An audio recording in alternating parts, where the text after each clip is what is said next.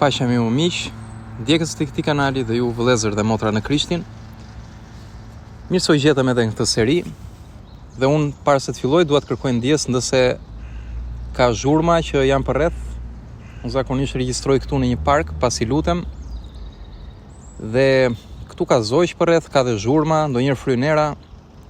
Kështu që për këto kushte atmosferike, më tepër se teknike, kërkoj ndjes dhe shpresoj që mesazhet janë të qarta, të jenë të kuptueshme. Dhe lavdi Zotit që kemi këto mjete që mund të komunikojmë edhe pse jemi larg. Për ata që nuk e dinë, unë jetoj në Rusi prej 5 vitesh. Shërbej këtu në një kish.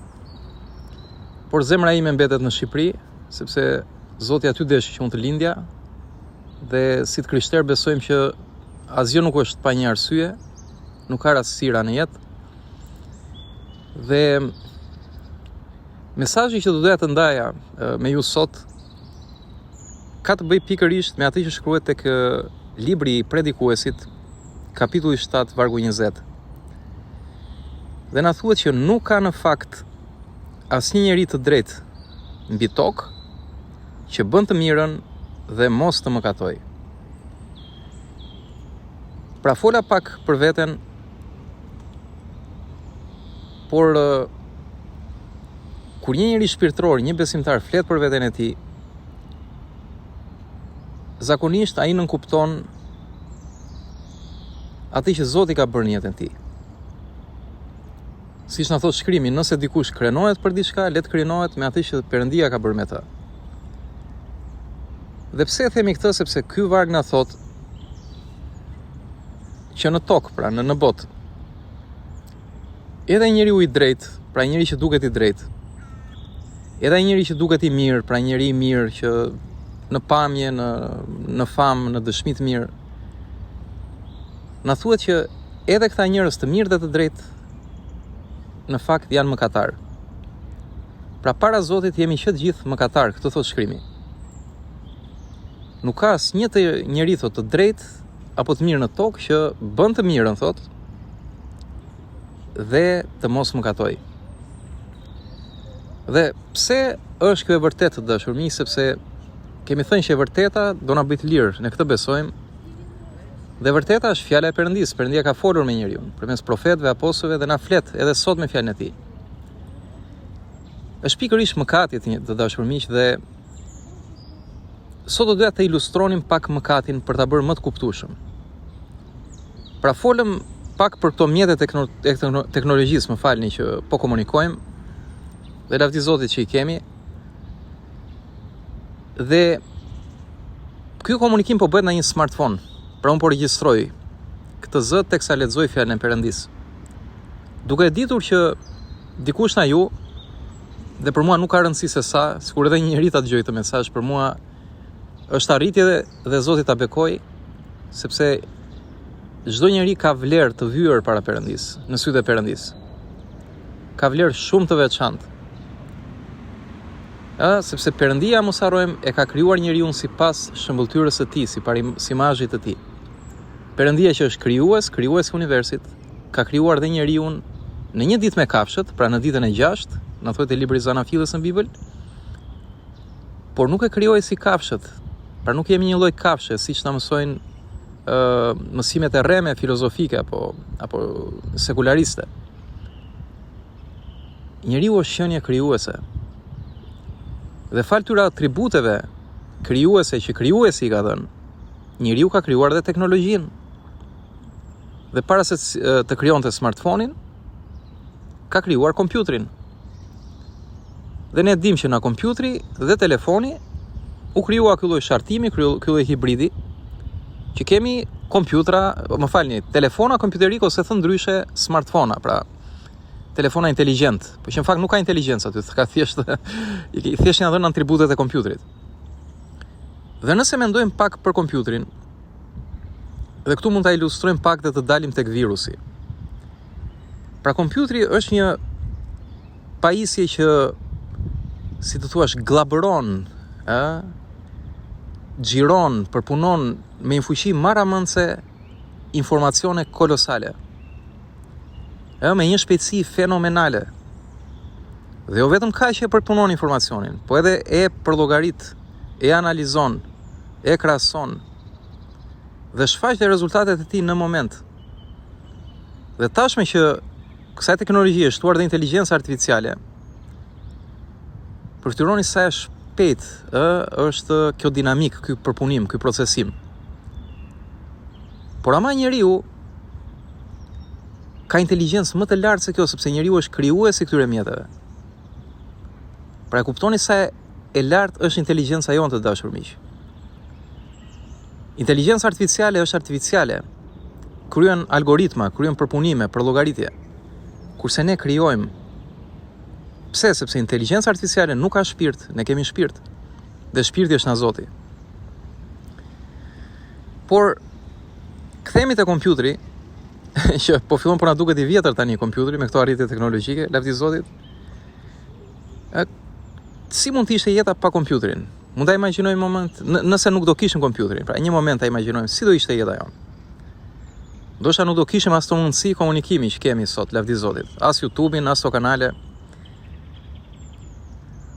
Por edhe tashme që e kemi kompjuterin, ekziston një rrezik. Le të imagjinojmë, pra nëse me keqdashje dikush instalon kompjuterit një program pirat, pra një virus, pra. E gjithë përmbajtja e tij mund të shkatërrohet. Dhe kompjuteri nuk na bindet më neve. Nuk kryen komandat që ne japim. Dhe nuk kryen funksionin për të cilin ne kemi krijuar. Si u duket dashuri? A është edhe ky një ilustrim për ne njerëzit se si është njeriu sot? Si ka qenë gjithmonë që pas krijimit, kopshtit e Edenit. Pra tham, njeriu është krijuar si kryevepra e Perëndis krijues. Njeriu mund të mendojë, mund të perceptojë, mund të zgjedhë, mund të ndërtojë, fantazojë, ndërrojë, mund të dashurojë njeriu. Por ashtu si një kompjuter infektuar me një virus, qenia jonë e brendshme nuk është në gjendje, nuk bën dot, nuk prodhon dot atë që i pëlqen Perëndis. Pra është e pamundur për njeriu të bëjë atë që është e drejtë, e vërtet dhe pranueshme para Perëndis. Pra natyra jonë e infektuar nga ky virus që është mëkati, që është mësimi i djallit i bërgjarpër që prej fillimit, që i dha njeriu një mësim të ri, që ai vetë të zgjidhte çfarë është e mirë dhe e keqe dhe mos i bindej vullnetit të Perëndis. Nga ky moment njeriu ju nënshtrua egoizmit. Dhe egoizëm në fjala greke ego do thot unë, pra njeriu mendon vetëm për vete. Dhe prandaj janë këto probleme sot në botë, miq të dashur, sepse njeriu është mëkatar. Jo sepse mëkaton, po sepse është i tillë. Prandaj mëkaton. Është egoist, është krenar dhe ka lakmi të paimagjinueshme. Po në këtë kanal është një rubrik tjetër që quhet Lajme të vërteta. Thelbi i saj është vetëm lakmia. Pra shikojmë një botë të dominuar nga lakmia, që përkthehet në luftra, në konflikte, në vrasje, shkatrime. Pse? Sepse këtë thot fjala e Perëndis, nga nisin luftrat mes jush, nisin prej lakmis, thot, sepse ju lakmoni atë që nuk keni, e ka tjetri dhe doni t'ia merrni tjetrit. Prandaj ndodhin gjithë këto luftra. Prandaj ndodh gjithë ky shkatrim. Por mbi të gjitha ndodh ajo që është më seriozja. Është pikërisht mosbindja ndaj Perëndis. Pra njeriu i humbur nuk kërkon Zotin.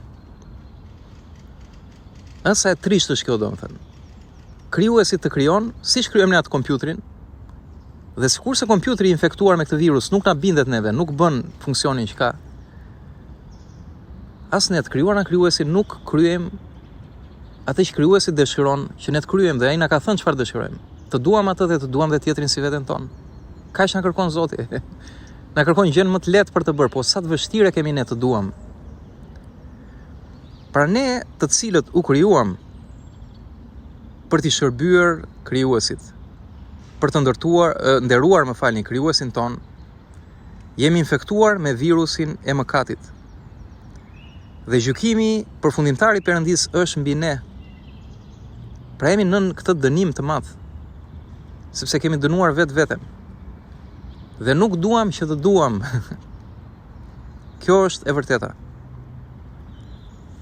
Dhe te letra e Romakëve në Bibël, kapitulli 3, vargu 22-23 na thuhet që nuk ka dallim midis njerëzve. Të gjithë janë të barabartë para Perëndis.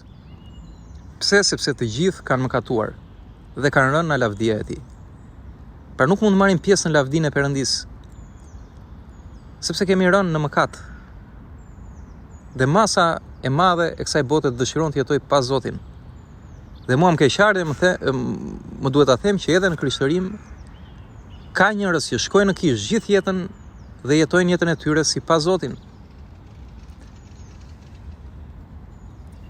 Kështu që të dashur vëllezër dhe motra, le të kujtojmë që ashtu si dobia e kompjuterit të infektuar nuk mund të, si të thuash, përfitohet ose nuk mund të rregullohet pa ekspertizën e një specialisti kompetent, pra një tekniku që di ta rregullojë kompjuterin. Edhe për ne njerëzit ka një lajm të mirë. Ka një zgjidhje që është zgjidhja e vetme për ne mëkatarët. Dhe kjo zgjidhje është që ta pranojmë së pari veten si të tillë, që jemi mëkatar, jemi të sëmur dhe na duhet një mjek. Jemi të infektuar dhe na duhet një mjeshtër që të na ndreqë. Dhe kjo ndreqje është kur e vendosim veten në duart e Perëndis. Ky Perëndi që e do krijimin e tij dhe nuk e hedh në plera siç mund të hidhim në kompjuterin. Por vijon të na japi shanse, të na japi mundësi, vijon të na afrohet, të na flasi, të na bindi që jemi mëkatar, të na bindi që ka një gjyq që na pret që të gjithëve në mbarimin e kësaj epoke. Të na bindi për pendes, që do thotë të kthehemi. Jo thjesht ta pranojmë që jemi mëkatar dhe kaq, por të kthehemi dhe të kërkojmë zgjidhjen. Dhe zgjidhjen e bëri ai për ne 2000 vite para. U përmbushën profecitë e shkrimit kur thotë Perëndia u bë njeri për të shpëtuar njeriu. Dhe këtu Perëndia jep një jetë të re. Në jetën që është në atë që ai është, në Jezu Krishtin. Kjo është jeta e re dhe ai e thotë: Unë jam rruga e vërteta dhe jeta. Kush më ka parë mua ka parë Atin tim. Unë dhe Ati im jemi një.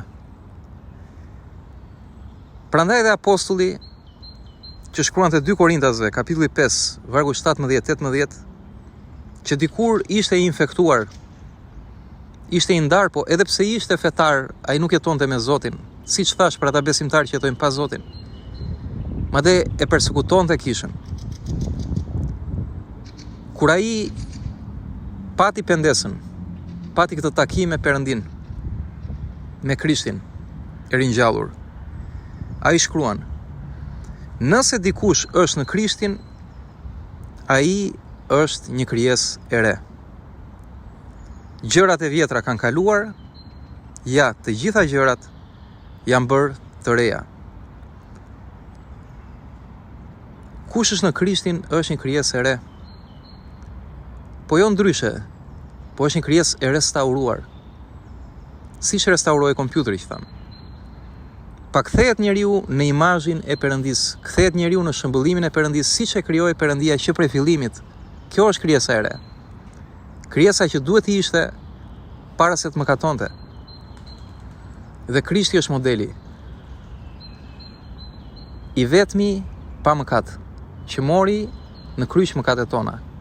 Shëmbullimi i dukshëm i Perëndisë së padukshëm, që është shpirt, është frymë, është i shenjtë.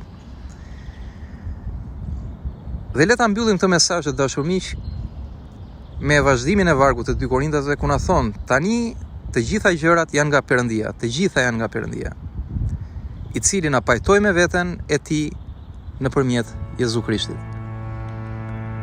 E falenderojmë Perëndin dhe unë lutem që ky mesazh t'ju ketë bekuar dhe t'ju ketë dhënë motivin e asaj që zemra jua kërkon. Zemra jon kërkon të vërtetën. Dhe një është rruga e vërteta dhe jeta.